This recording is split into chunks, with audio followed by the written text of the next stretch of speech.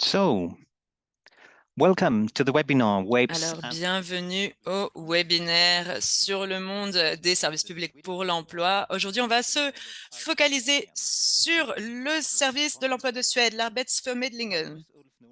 Je m'appelle Ulf Norman et je serai le modérateur pour aujourd'hui. Je suis secondé par Arbetsförmedlingen, donc le service public pour l'emploi de Suède, et je fais partie du secrétariat de l'ANSEP depuis le mois d'octobre de l'année dernière. J'ai Nicole Kloves avec moi aujourd'hui, qui est secondée par le secrétariat, et on a également avec nous nos interprètes pour la session d'aujourd'hui.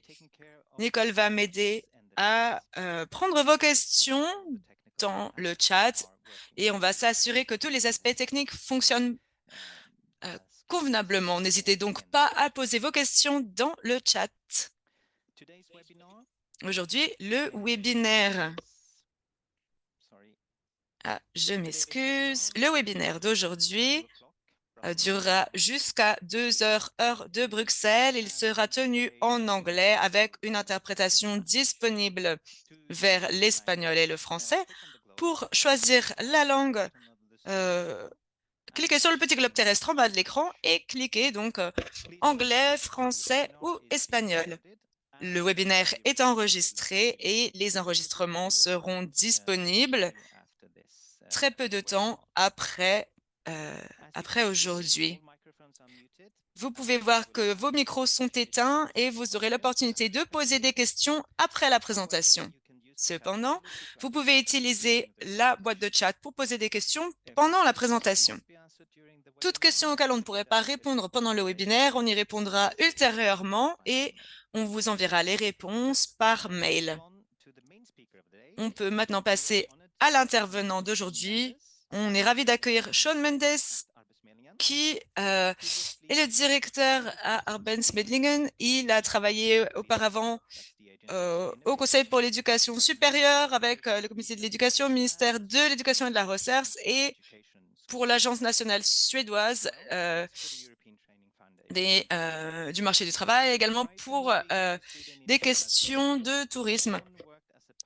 Sean travaillait comme conseiller politique au Canada en 2022 afin de rejoindre le secteur public en Colombie-Britannique, où il a travaillé sur le commerce international, les politiques de l'emploi et les formations. Et Sean a un diplôme de l'université Simon Fraser au Canada et un diplôme de l'université de Stockholm. Je vous donne maintenant la parole, Sean. Et vous avez la parole pour votre présentation. On a hâte d'y assister. Merci beaucoup, Ulf. Merci également à l'ANSEP.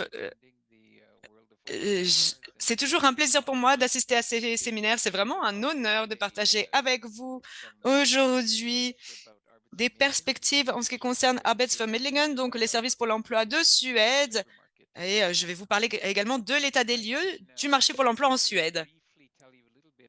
Brièvement, je peux vous parler d'Arbetsförmedlingen. Donc, c'est une agence très importante du marché du travail en Suède. On a environ 11 000 employés avec un budget de 9 millions d'euros. Notre vision, c'est d'aider les employeurs et les demandeurs d'emploi à rentrer en contact en permettant une croissance des entreprises. Alors, je ne peux pas contrôler la présentation.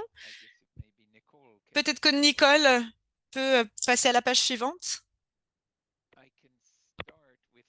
Alors, je vais commencer avec des faits amusants sur la Suède. La Suède, c'est le troisième pays le plus grand en termes de superficie dans l'Union européenne. 50% du territoire est couvert par des forêts.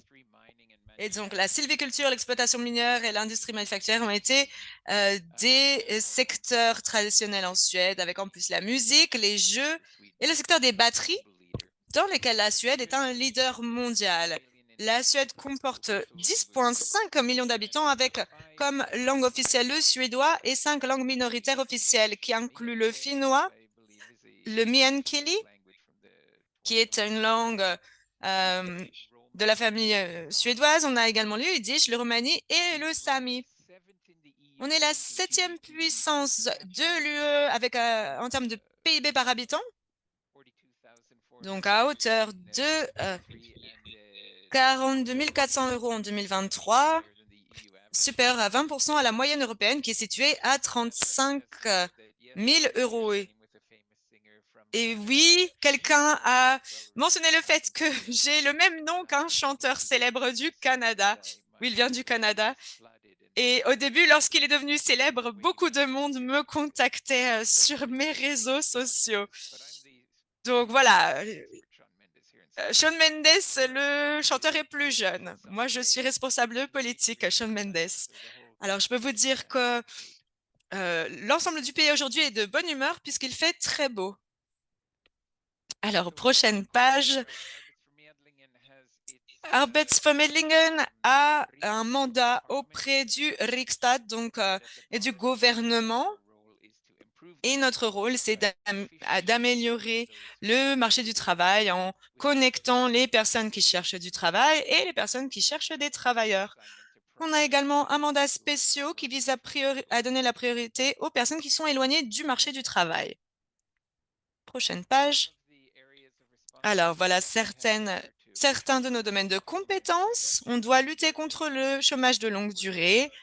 On travaille pour essayer de renforcer l'aide aux chômeurs de longue durée, en particulier dans les zones socio-économiquement vulnérables. On travaille également pour soutenir l'intégration des nouveaux arrivants, donc aider les immigrants en Suède pour qu'ils apprennent le suédois et qu'ils puissent trouver un emploi le plus rapidement possible. On travaille également avec les réadaptations professionnelles afin d'aider les personnes dont la capacité de travail est réduite pour qu'elles puissent retrouver un emploi. Et nous travaillons également énormément par rapport à d'autres pays, au soutien aux personnes handicapées au travail pour augmenter le taux d'emploi des personnes avec un handicap.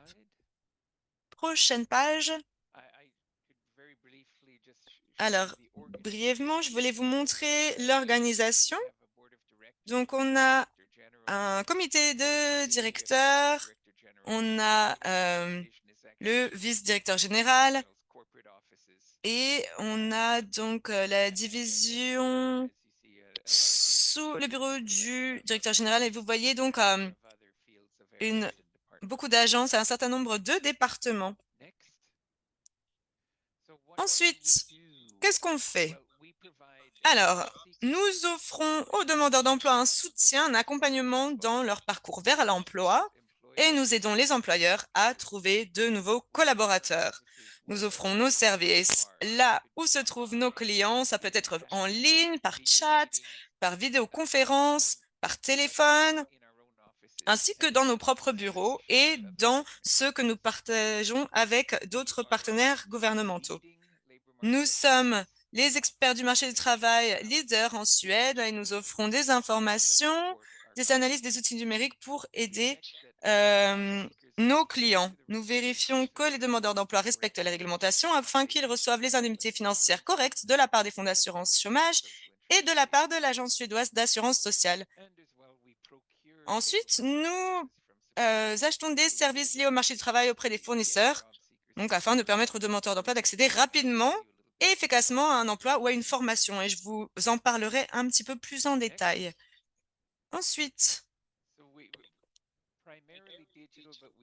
on était surtout numérique, mais on a une présence locale à travers le pays. Et comme vous le savez, la Suède, c'est un pays très long, avec une partie qui a une très faible densité de population.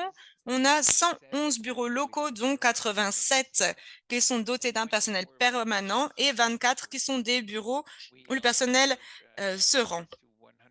On a accès également à 142 bureaux de services gérés par le Centre de services gouvernementaux. Donc, on partage les bureaux avec d'autres agences gouvernementales dans des plus petites municipalités. En 2024, on va ouvrir 8 bureaux de services supplémentaires. Il y a quelques années, on a fermé quelques bureaux pour ensuite atteindre les personnes, entrer en contact avec les personnes qui sont dans les localités plus isolées. C'est pour cela qu'on ouvre de nouveaux bureaux. Ensuite, en termes de soutien vers les demandeurs d'emploi et les employeurs, la plupart des activités sont divisées en deux domaines. Donc, on en a un qui s'appelle donc le champ d'activité direct, qui offre des services de stage aux employeurs et demandeurs d'emploi dans tout le pays par le biais de services numériques et également par téléphone. Donc, des réunions personnelles à distance. Un autre domaine d'activité concerne le marché du travail local, qui est responsable donc, de la conception et de la fourniture de services de placement destinés aux demandeurs d'emploi et aux employeurs. Cela est fait à travers nos bureaux locaux, à travers l'ensemble du pays. Prochaine page. Alors, je peux vous dire quelques mots sur la stratégie d'Arbeidsförmedlingen. Donc, cette stratégie s'appelle Digital First, donc le numérique en premier. La Suède est un pays très numérique. Beaucoup de nos services sont gérés de manière numérique et la numérisation facilite le contact avec nos clients et rend la gestion des cas plus facile. Les services sont fournis à travers les sites Internet qui sont ouverts à toutes, mais également grâce à des réunions personnelles à distance. L'année dernière, en 2023, plus de 93% des enregistrements avaient été effectués en ligne. On a également des bureaux locaux qui permettent de fournir des services plus approfondis aux personnes qui n'ont pas un haut niveau d'alphabétisation numérique.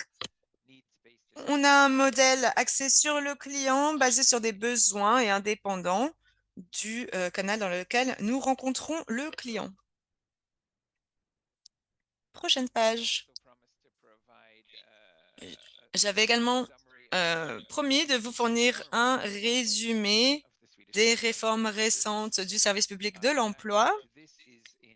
Donc, en 2019, on a eu un gouvernement minoritaire ou un parti minoritaire qui voulait qu'Arbeidsförmedlingen fournisse davantage de services par des autorités indépendantes. Donc, le gouvernement nous a demandé de fournir des services grâce à des contrats plutôt que grâce à des agences publiques. On a beaucoup d'expérience par rapport à certains services et à plus petite échelle, on a un modèle en Suède et on a commencé un nouvel essai avec le fonds qui a été évolué et qui nous a permis en fait de raffiner un petit peu le modèle.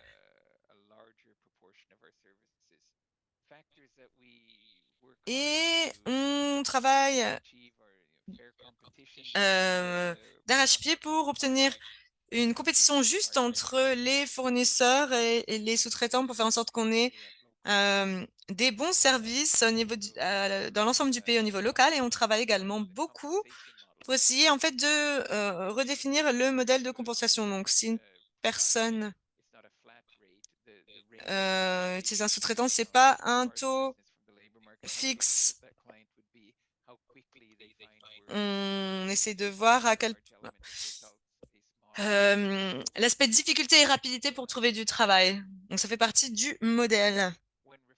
Prochaine page. Donc, lors de la réforme du service public pour l'emploi, on a eu du soutien de la part de la DG de l'Union européenne qui nous a permis de contracter l'OCDE qui nous a soutenus avec des analyses, des rapports et des recommandations concernant la réforme avec également une perspective internationale. On voulait créer un marché compétitif et inclusif pour les services pour l'emploi afin de s'assurer que ce modèle de compensation puisse récompenser des services de qualité. Et plus récemment, on a travaillé pour inclure davantage d'acteurs socio-économiques, puisque ça a été tout d'abord des entreprises privées. On voudrait également voir des acteurs de la société civile plus présents dans ce domaine-là. Prochaine page. Alors, comment est-ce que la réforme affecte le travail à Arbeidsförmedlingen? Donc, on a davantage de parties prenantes. Ça augmente la demande sur comment est-ce qu'on gère nos clients, les demandeurs d'emploi, les employeurs qui ont besoin de compétences et un système d'approvisionnement. Donc, on a pu se focaliser davantage sur les clients et sur l'aspect spécialisation du service que l'on fournit aux demandeurs d'emploi. Ça nous a permis, on l'espère, d'avoir un meilleur suivi de nos clients, un meilleur suivi des résultats et les modèles de compensation que l'on a construits et raffinés insistent davantage sur les résultats maintenant. On travaille pour s'assurer qu'on ait un service, une égalité des services entre, par exemple, Stockholm et les plus petites communautés qui sont à des milliers de kilomètres de Stockholm. Ces communautés devraient pouvoir avoir accès à des services similaires par rapport à la capitale. Les résultats que l'on vise, donc on veut avoir davantage de personnes qui obtiennent des moyens de subsistance et un emploi durable. On veut que les employés aient un meilleur accès à des compétences et que les clients et les partenaires bénéficient d'un service équitable. Donc, il y a beaucoup, avec les fonds utilisés à bon escient. Les résultats seront publiés très bientôt, mais malheureusement, je ne les ai pas ici à disposition et je ne les ai pas encore vus. Mais ce serait très intéressant de voir comment est-ce que ce nouveau modèle d'utiliser en fait des sous-traitants par rapport au fait d'utiliser des agences, comment est-ce que cela fonctionnera? Prochaine page. Alors, Arbeitsvermittlungen, les principes que l'on a, c'est que les besoins de l'individu sont au centre. C'est très important pour nous. On doit créer de la valeur pour nos clients d'après leur situation individuelle. Et on fait cela à travers nos services et nos activités pour les demandeurs d'emploi et les employeurs. Étant donné que c'est le point de départ, on a produit des offres de valeur pour les demandeurs d'emploi et 3 pour les employeurs. Je vois une question. Est-ce qu'on a des centres d'appel? Alors, on a quelque chose qu'on appelle donc le PDM, les réunions personnelles à distance où les personnes peuvent avoir accès à ça de manière numérique. Alors, c'est pas forcément un centre d'appel, mais on a des canaux numériques qui sont accessibles pour les bénéficiaires. Donc, ça ressemble un peu à des centres d'appel. C'est similaire. Au niveau des caractéristiques du marché du travail suédois, en fait, le marché du travail suédois est un système tripartite avec des politiques de collaboration, de la protection sociale et un mélange de flexibilité et de sécurité. Beaucoup d'entre vous ont entendu parler du modèle danois de flexsécurité. En fait, en Suède, c'est assez similaire. Le modèle suédois, c'est un modèle qui représente des pratiques inclusives et adaptables. Ça a été traditionnellement un modèle très amical, même dans une perspective des syndicats pour la transition, le changement industriel. Et on se focalise également sur l'apprentissage à travers la vie. Il y a un certain nombre d'acteurs clés dans le marché du travail suédois avec donc des employeurs, des organisations, des syndicats, différents niveaux d'organisation et bien entendu le gouvernement qui a un rôle régulatoire et qui équilibre les intérêts des deux parties.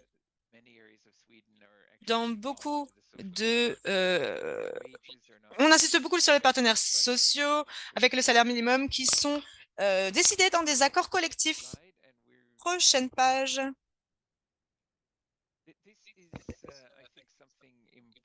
Alors, c'est quelque chose de très important à partager avec vous toutes et tous aujourd'hui.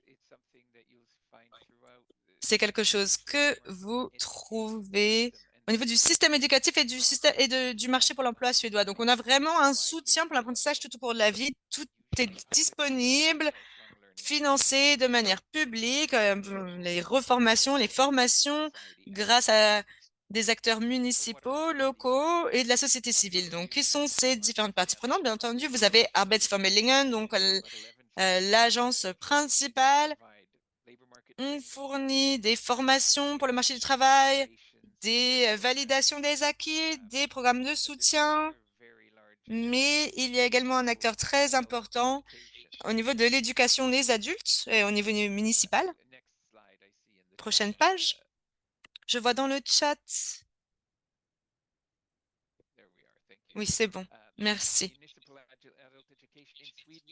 Donc, en Suède, le rôle des municipalités, les municipalités doivent fournir de l'éducation obligatoire pour les adultes, pour toute personne qui n'a pas complété le niveau obligatoire, mais également une éducation professionnelle pour les personnes dans le pays. Donc, il y a des dizaines de milliers de personnes chaque année, peut-être même des centaines de milliers de personnes qui participent à des programmes d'éducation pour les adultes qui peuvent vraiment ressembler à des formations.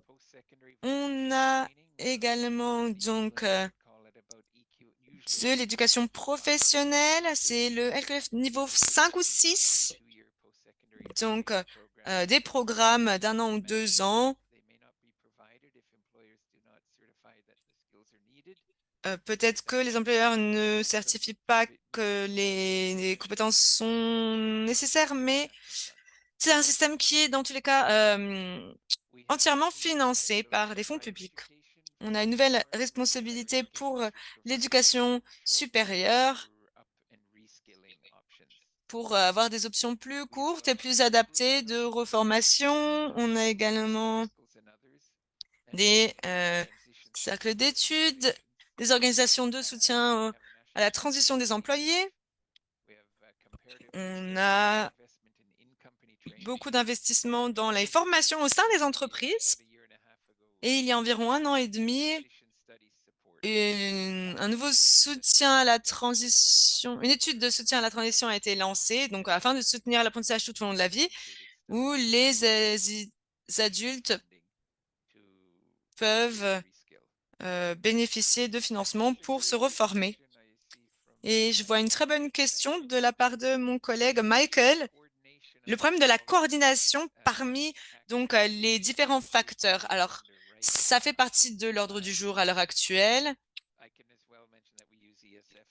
On utilise l'ESF pour ESF+, comme beaucoup d'entre vous, mais on a également un groupe de travail interagence pour l'apprentissage tout au long de la vie. C'est quelque chose qui existe depuis 2 ou 3 ans, mais l'année dernière, à peu près, on a reçu le soutien de la DG Réforme avec l'instrument technique et on a à nouveau contracté le CDE pour nous aider avec la réforme des services publics pour l'emploi. Nous et d'autres acteurs en Suède, nous travaillons avec le CDE pour regarder la question des compétences et de la gouvernance en Suède. Et en fait, le point clé ici, c'est de parvenir à une meilleure coordination stratégique entre l'ensemble de ces parties prenantes, donc les services publics pour l'emploi, l'éducation municipale, l'éducation supérieure, les organisations de transition, tout ce genre de choses,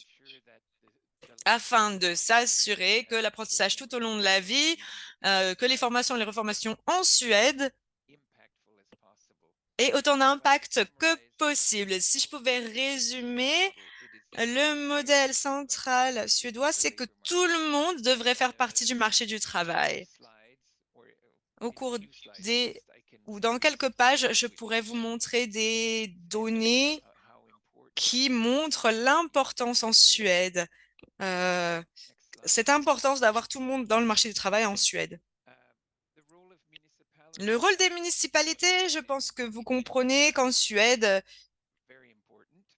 c'est très important puisque ça fournit un certain nombre de fonctions, donc la scolarité pour le primaire et le secondaire. Les municipalités bénéficient d'un pourcentage élevé d'emplois dans leur population et ça a un impact sur le niveau de taxes. Et souvent, ils ont des activités en place pour parvenir au fait qu'une grande proportion de la municipalité travaille, en fait. Donc, ils ont une division éducation et travail. Et on travaille très près avec eux pour parvenir à un degré de coordination stratégique et de soutien du marché du travail. On a un accord local, une structure de collaboration avec les municipalités et certaines de ces initiatives, comme celle pour l'apprentissage des adultes, est faite avec une coopération stratégique avec nous. Il y a une longue histoire de coopération et on se focalise encore davantage sur cette coopération après notre réforme, mais je pense qu'il y a encore beaucoup de travail à faire. C'était une des questions dans le chat. Ça souligne le fait qu'on a vraiment besoin d'améliorer notre coordination stratégique. Prochaine page. Alors, quel genre de défi est-ce que le marché du travail suédois fait face? Certains de ces défis nécessitent des politiques stratégiques et des efforts collaboratifs. Je pense pour l'ensemble d'ailleurs de ces problématiques. Un des défis, c'est l'intégration de groupes vulnérables tels que les immigrants et les personnes handicapées. Ça reste vraiment une priorité en Suède.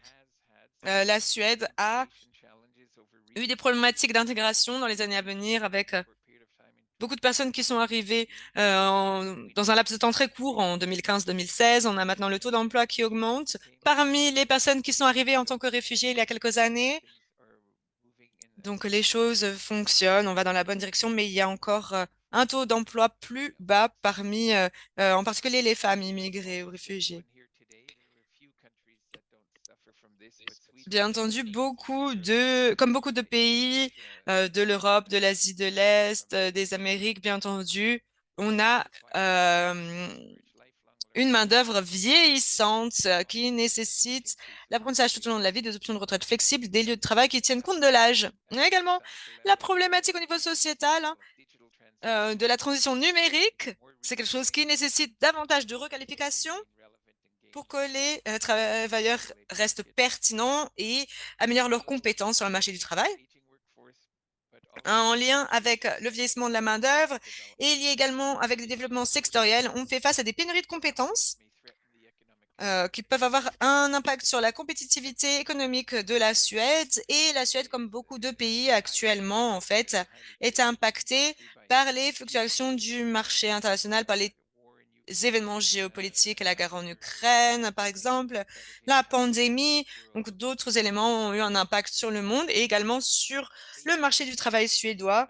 Et en fait, le filet de sécurité était essentiel. Ça faisait partie essentielle du modèle suédois pour répondre à toutes ces incertitudes. Prochaine page. Quel genre d'opportunités est-ce que l'on voit sur le marché du travail suédois? Il y a des opportunités pour améliorer la croissance et l'innovation en Suède. Nous avons des initiatives d'apprentissage tout au long de la vie et le développement continu des compétences. Donc, ce sont des éléments qui sont intégrés dans le modèle suédois. Avec les différentes parties prenantes impliquées, ça donne un petit peu un aperçu de l'engagement du pays envers l'apprentissage tout au long de la vie. C'est vraiment une opportunité puisqu'on peut fournir des systèmes pour que les personnes puissent se requalifier ou se reformer. Donc, on adopte les avancées technologiques et la promotion de la collaboration entre les hommes et les machines qui ouvriront de nouvelles perspectives. On a déjà vu que l'intelligence artificielle commençait déjà à avoir un impact sur certains domaines. Enfin, on a un engagement en faveur de la durabilité qui ouvre la voie aux emplois verts et contribue à un marché du travail résilient et tourné vers l'avenir. On a un exemple très spécifique de la transition verte au nord de la Suède où on a des sites de manufacture de la batterie avec des millions d'euros d'investissement, mais on a des pénuries de travailleurs dans le Nord et c'est quelque chose qui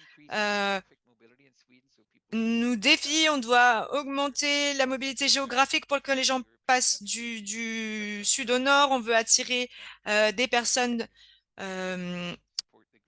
qui viennent du reste de l'Union européenne ou de parties tiers pour soutenir donc cette transition verte en Suède. Prochaine page. Alors maintenant, quelques chiffres. Donc, on a des chiffres de 2023. On avait 324 000 personnes qui se sont inscrites comme demandeurs et demandeuses d'emploi.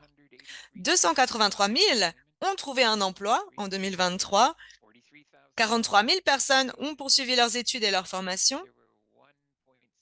1,75 million d'emplois ont été enregistrés à Platsbanken, donc notre liste nationale, notre site national d'emploi. Et en Suède, on a un système où les licenciements qui impliquent un certain nombre de personnes doivent être coordonnés. C'est ce qu'on appelle Varshol. Et on avait eu 72 000 personnes qui ont reçu un avis de licenciement potentiel en 2023. Prochaine page. Donc, on va vous montrer un petit peu le budget. On a une page sur le budget et 3 sur le marché du travail suédois. Donc, en 2023, on a consommé environ 7 millions d'euros. On en a rendu au gouvernement qu'on n'avait pas utilisé. Le budget était alloué à des activités concernant les salaires, les subventions au fonds d'assurance chômage. Et le budget administratif s'élevait à 7,7 milliards d'euros, de couronnes suédoises, pardon, en 2023. Donc, c'était le budget pour nos employés qui travaillent dans les bureaux à Arbetsförmedlingen. Prochaine page. Alors, c'est une page, comme on a beaucoup de visites internationales, on a beaucoup de personnes qui trouvent que c'est un petit peu source de confusion. Arbetsförmedlingen, je suis désolée, j'ai mis ça à jour moi-même récemment. J'ai pris ces données de la part d'Eurostat et en fait, l'ordre suivait en fait les chiffres de 2022. Et vous pouvez voir que la Suède a un taux assez inattendu et c'est assez inattendu à quel point le taux de chômage est élevé en Suède. Donc 7,7%. Ce qui nous met en fait à côté de l'Italie, de la Grèce, de la France. Donc la moyenne était de 6,1 pour l'Union européenne. Mais je pense que beaucoup d'entre vous, vous êtes des experts du marché du travail. Et moi, je suis un économiste. Donc, pour moi, le taux de chômage, c'est intéressant, mais je suis plus intéressée par le taux d'emploi comme étant un indicateur des forces d'un marché du travail. Donc, pour la prochaine page, vous verrez le taux de participation au marché du travail, le taux d'activité. Donc, en Suède, on a le taux le plus élevé de participation au marché de l'emploi en Europe. Donc, au-dessus de l'Estonie et des Pays-Bas, mais beaucoup plus élevé que la moyenne de l'Union européenne qui est à 80%. Et en fait, on n'a pas de taux de participation du marché du travail. En fait, ce taux n'est pas du tout similaire aux pays qui ont un taux de chômage important. En fait, on a un taux d'activité similaire aux pays qui ont le taux de chômage le plus bas. Donc, c'est une perspective assez inattendue, je devrais dire. Mais donc, le taux d'emploi, c'est la donnée la plus importante. Et à nouveau, eh bien, la Suède n'est pas, comme pour le taux d'activité, la Suède a un taux d'emploi similaire aux pays qui ont un taux de chômage très faible. Donc, 82,6% de taux d'emploi pour les personnes entre 20 ans et 64 ans. Donc, 82,6% de cette tranche de population était employée en 2023. Je sais qu'avec mon collègue des Pays-Bas, on voyait qu'il y avait beaucoup de personnes qui étaient à mi-temps, des femmes à mi-temps. En Suède, on a beaucoup de personnes avec des taux d'emploi plus bas. Et je voulais me pencher un petit peu plus sur ces données. Mais ce que je peux vous dire, c'est que si vous regardez certains groupes, on se rend compte que la Suède est encore plus élevée par rapport à d'autres pays. En ce qui concerne les travailleurs les plus âgés, 55 ans ou plus, on a un des taux d'emploi le plus important. Et pareil pour l'emploi des femmes, on a un taux très important. Mais dans l'ensemble, ce que vous pouvez voir pour la Suède, eh bien, c'est un pays qui a un taux de chômage élevé qui s'explique principalement par le fait que nous incluons une grande proportion de personnes dans le marché du travail par rapport à d'autres pays. En fait, il suffit d'être actif pour recevoir des avantages sociaux, ce qui n'est pas le cas dans d'autres pays, et également des explications culturelles avec la valeur du travail, l'importance de soutenir les personnes pour qu'elles puissent travailler, pour qu'elles puissent contribuer. Donc, cette culture est vraiment très proéminente, comme c'est le cas dans le reste de l'Europe du Nord. Et je pense que ça fait partie des facteurs qui expliquent pourquoi on a une participation, un taux d'activité si importante et un taux d'emploi si important. Et ça explique également pourquoi notre taux de chômage est également si haut, parce qu'on inclut un spectre plus étendu de la population par rapport à d'autres pays. Ma dernière page est celle-là. Donc, nous permettons à la Suède de continuer à aller de l'avant avec Ahmed Vermeulen. Cela étant dit, je vous remercie pour votre patience. Vous m'avez entendu parler pendant 34 minutes. Si jamais vous avez des questions, je serais ravie d'y répondre. J'en ai vu dans le chat, mais ça a été difficile pour moi de les lire au fur et à mesure. Merci beaucoup, Monsieur Mendes, pour cette présentation fascinante. Comme vous l'avez vu, il y a donc des questions dans le chat. Alors, je vais demander à ma collègue Nicole, est-ce que vous pouvez poser la première question pour Monsieur Mendes? Bien entendu. Alors, tout d'abord, merci beaucoup. On a des questions très intéressantes dans le chat. Je vais passer à la première question qu'on a dû traduire. Donc, la première, c'était: est-ce que Arbeit Vermittlingen est l'acteur principal pour l'implémentation de la politique nationale de l'emploi? Alors oui, c'est l'agence qui a le mandat pour mettre en place les politiques nationales de l'emploi. Mais comme vous l'avez vu dans la présentation, il y a d'autres acteurs comme les municipalités qui ont un rôle important.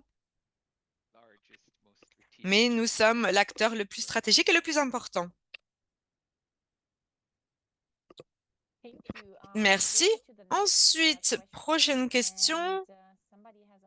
Quelqu'un demandait quelles étaient vos sources de financement principales pour Arbeitsvermittlungen. C'est un budget étatique. Donc, la grande majorité de nos financements viennent du ministère de l'Emploi. Nous recevons 8 milliards d'euros par an de budget. Et avec ce budget, nous finançons donc les 11 000 membres du personnel, les bureaux, les programmes pour les formations, les rémunérations et les contributions au Fonds pour l'emploi.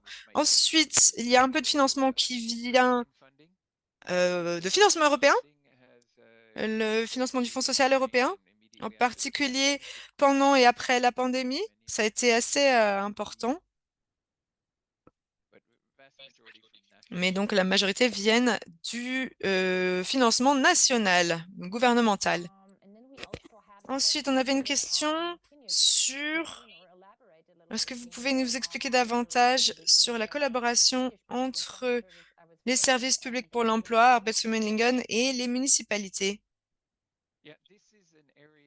Oui, donc c'est un domaine, j'ai vu qu'il y avait une question dans le chat qui parlait de coordination entre les différents acteurs. Alors en fait, je pense que ces deux acteurs sont très importants. En fait, au niveau du gouvernement national, lorsqu'on a un financement aux municipalités pour avoir davantage d'éducation pour les adultes, en fait, les personnes doivent avoir travaillé avec nous et avec les employeurs pour s'assurer de fournir donc ces formations répondent aux besoins du marché du travail. Donc, c'est pas une approche d'éducation, mais c'est quelque chose qui doit être plus en face avec la demande du marché du travail. Donc, les municipalités doivent collaborer avec nous, avec les fonds du ministère de l'Éducation, et on a également un groupe de coordination nationale avec une coordination interagence pour l'apprentissage tout au long de la vie. Et c'est un domaine dans lequel on insiste beaucoup depuis les 2-3 dernières années. On travaille avec l'OCDE, oui, avec la DG Réforme de la Commission européenne pour développer davantage de coordination. Mais ces deux acteurs sont les clés, hein, les services publics pour l'emploi et les municipalités. Merci beaucoup, Sean. Merci d'avoir répondu à cette question également. On a une autre question intéressante. Je vois qu'il y a encore des questions qui viennent, mais si on ne peut pas répondre à toutes vos questions, on le fera plus tard par écrit. Mais on avait donc une question. Donc, quel est le statut ou qui sont ces organisations qui assurent la transition à l'emploi? SD, pour qu'une personne sans emploi devienne une personne employés? Est-ce qu'il y a des centres de formation professionnelle? Est-ce que vous délocalisez? Est-ce que vous travaillez avec des entreprises privées? Est-ce que vous faites ça avec vos propres services? Comment est-ce que vous faites ça, Arbeidsvermittlungen? Alors, oui, oui et oui. Alors, je peux vous apporter un aperçu. D'après notre nouveau modèle que l'on a développé au cours des dernières années, on a catégorisé les demandeurs d'emploi en 5 catégories. On a la catégorie 1 avec les gens qui sont plus près du marché du travail et tout le monde dans le séminaire fait partie de la catégorie 1. Et il y a des personnes qui sont enregistrées avec nous et qui postulent en utilisant donc les différents canaux et contacts. Ensuite, on a la catégorie 5, des personnes qui sont plus loin du marché du travail, des personnes qui ne parlent pas forcément suédois ou anglais, qui n'ont pas forcément complété l'éducation secondaire, l'éducation obligatoire. Et ces personnes sont parfois si loin du marché du travail qu'ils doivent s'adresser à nous pour recevoir du soutien de la part des personnels d'Arbeidsvermittlungen. Ensuite, on a une section intermédiaire où on les réfère à des fournisseurs privés, des prestataires privés. Et une fois que ces personnes sont référées, pour la partie préparation et correspondance, on reçoit des services qui sont adaptés à leurs besoins. Donc, les personnes qui sont plus près du marché du travail vont recevoir des services moins intensifs. Les personnes qui sont plus loin du marché du travail vont recevoir des services plus intensifs. Et le mécanisme de financement pour ces prestataires privés varie. Donc, lorsqu'ils ont un client, si par exemple Nicole a un client au plus près et Ulf est le client plus loin, donc le prestataire va recevoir 2 fois plus de financement de notre part pour travailler avec Ulf qui est plus éloigné, pour lui trouver du travail ou pour l'intégrer dans le marché du travail par rapport à une cliente qui est plus près. Je ne me souviens pas de la question originale, mais j'espère que j'ai répondu à la question. Oui, tout à fait. Vous y avez répondu. Et tout ce qui n'a pas été répondu complètement, on vous y répondra par écrit, hein. Je peux également ajouter quelque chose. Donc, en plus de l'éducation pour les adultes et Arbeidsvermittlungen, les personnes qui ont un contrat permanent, lorsqu'ils se retrouvent sans emploi, ils sont en premier dans l'organisation de la transition qui est financée avec des partenaires sociaux. Donc, on a un soutien très actif en termes de politique pour l'emploi, pour les personnes qui ont eu des contrats permanents et qui sont couverts par des accords collectifs. Ce sont des personnes qui, typiquement, ne sont pas au chômage. Mais donc, on a différents canaux, en fait, qui répondent aux différentes parties prenantes. Très bien. Ensuite, on passe à la perspective de l'employeur. On a des questions sur comment est-ce que vous gérez les employeurs et leurs besoins. Donc, il y a une question très intéressante. Quel est le niveau de satisfaction des employeurs avec vos services SPE? Quel type d'employeur utilise ces services principalement, le plus ces services? Alors, je peux vous donner ma perspective personnelle. C'est un domaine dans lequel on a encore du travail à faire au sein de Arbeidsvermittlungen. J'ai travaillé depuis maintenant 2 ans dans ce domaine. C'est un domaine dans lequel beaucoup de gens pensent qu'on doit être plus en face avec les besoins de l'employeur. En particulier, après plusieurs décennies, on avait eu donc beaucoup de chômage et maintenant on va passer à plusieurs décennies de changement démographique. Donc, pour nous, le défi principal, ce sera les compétences et les pénuries de travailleurs. Et je pense qu'on va devoir mieux comprendre les besoins des employeurs pour pouvoir les aider à trouver des personnes, faire en sorte que les personnes puissent déménager dans d'autres parties du pays pour avoir accès à du travail et des compétences. Donc, au niveau le taux de satisfaction pour nous n'est pas aussi élevé qu'on souhaiterait, pour répondre à la question. Vous parliez également de la segmentation pour les personnes sans emploi.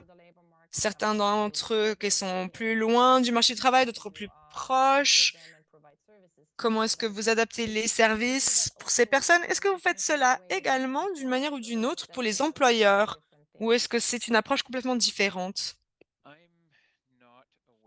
Alors, je ne suis pas au courant de cette catégorie pour les employeurs.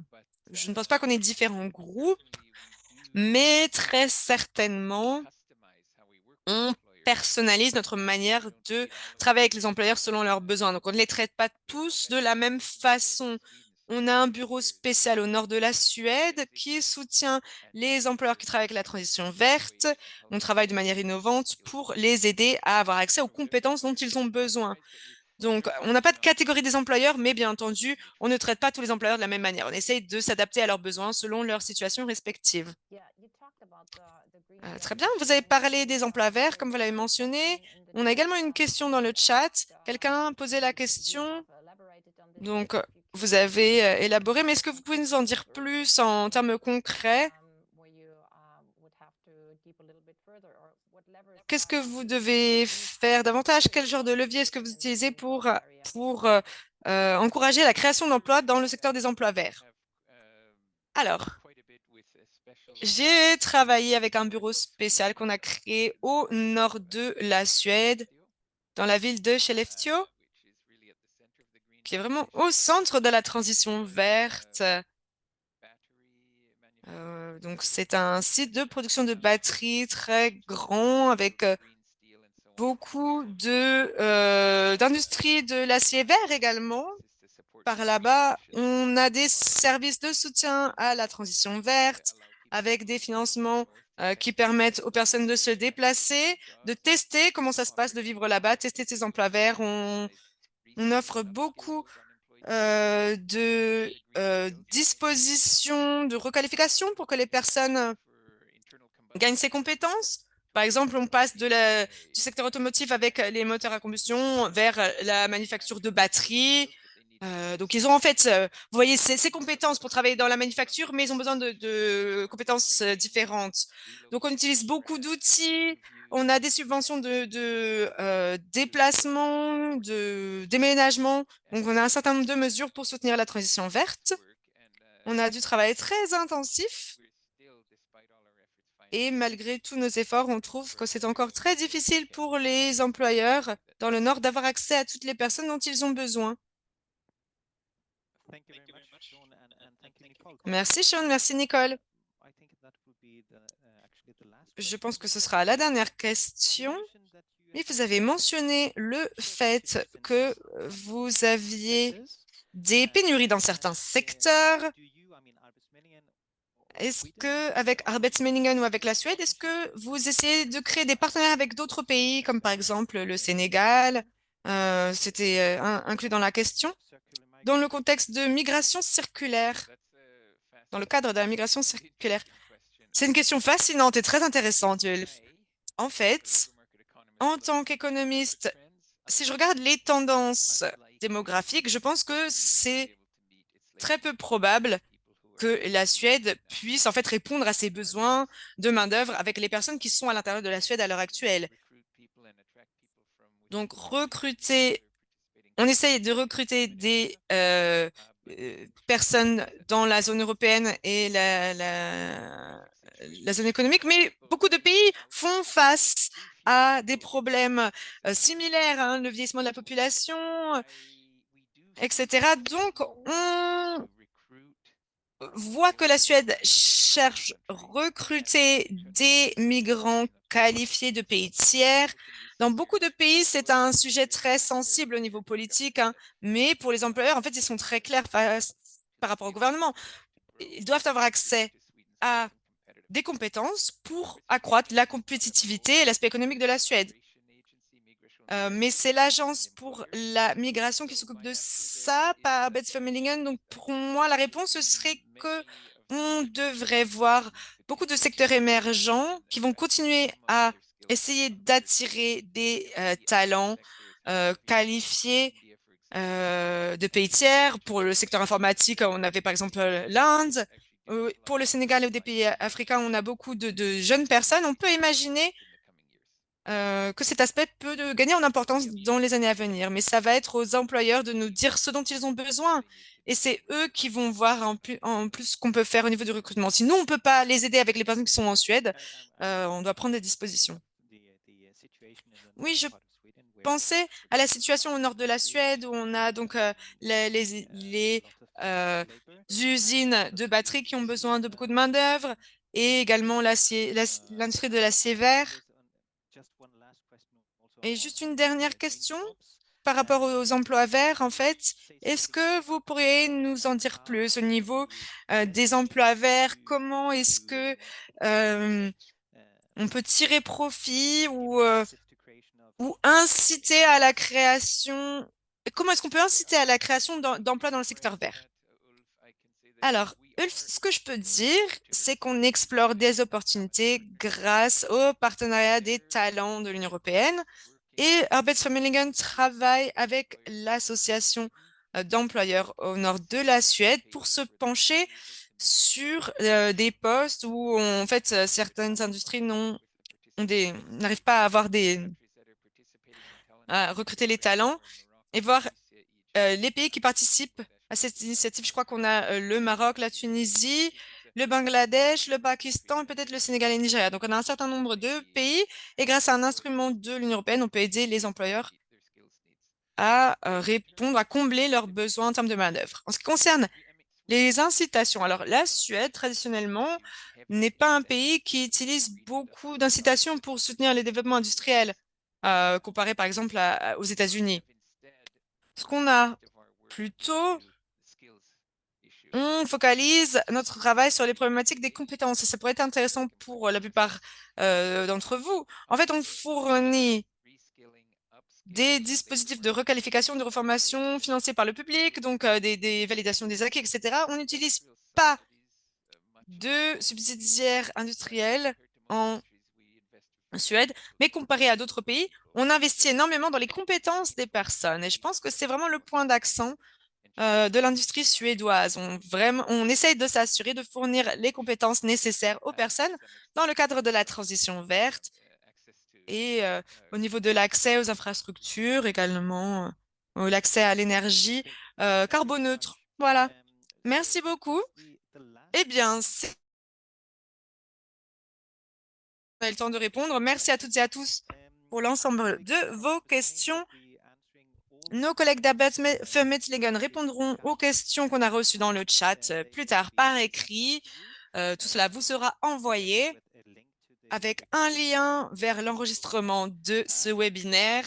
Bien entendu, les présentations seront disponibles en ligne et l'ensemble des informations seront disponibles sur le site de l'ANSEP à weps.org. Merci beaucoup pour votre participation à ce webinaire organisé par l'ANSEP. On a eu l'opportunité de découvrir le marché du travail suédois et le rôle d'Arbetsförmedlingen grâce à Sean Mendes. Je voulais vraiment vous remercier chaleureusement, Sean, pour votre participation et pour vos réponses si franches à nos questions. Je voulais également remercier Nicole pour son aide aujourd'hui. Merci également aux interprètes pour leur travail fantastique. Pour vous, les participants, merci pour vos questions si pertinentes. J'espère que vous avez apprécié ce webinaire, que vous avez appris beaucoup de choses utiles. Et avant de se quitter, je voulais vous inviter à répondre à l'enquête de satisfaction qui va apparaître automatiquement lorsque cette réunion prendra fin. C'est très important d'avoir vos opinions et vos suggestions également afin d'améliorer davantage cette série de webinaires. Je voulais également vous inviter à nous rejoindre pour le prochain webinaire qui sera organisé. Donc, le prochain sera le 12 juin et sera présenté par les services nationaux pour l'emploi autrichiens. Vous allez trouver toutes les informations sur le site Internet et vous pourrez vous enregistrer pour le webinaire dès aujourd'hui. Un grand merci et on espère vous retrouver très bientôt. Passez une très bonne fin de journée où que vous vous situiez. Bonne journée à toutes et à tous et à bientôt.